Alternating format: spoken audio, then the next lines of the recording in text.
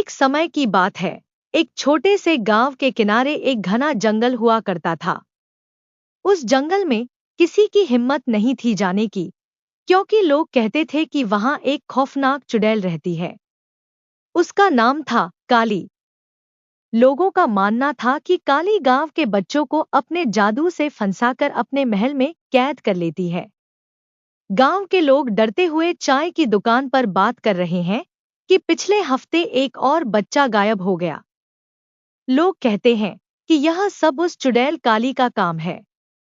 सभी लोग डरे हुए हैं और रात में घर से बाहर नहीं निकलते। गांव के दो बच्चे, रवि और मीना, जंगल की ओर जा रहे हैं। रवि और मीना अपने खोए हुए दोस्त को ढूंढने का निर्णय लेते हैं। वे दोनों जंगल के किनारे पहुंचते हैं और डरते हुए एक दूसरे को देखते हैं। रवि कहता है, हमें इस चुड़ैल से डरने की जरूरत नहीं है।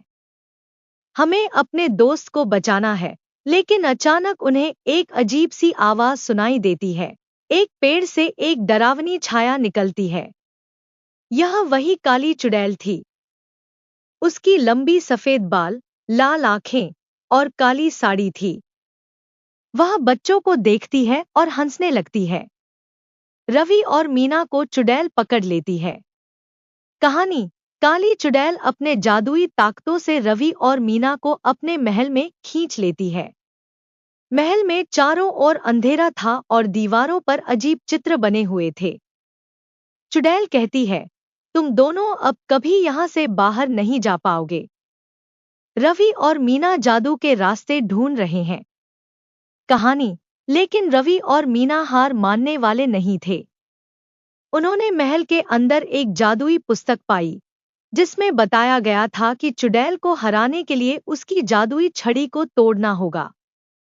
दोनों ने हिम्मत जुटाई और योजना बनाई कि कैसे चुड़ैल से छुटकारा पाया जा सकता है।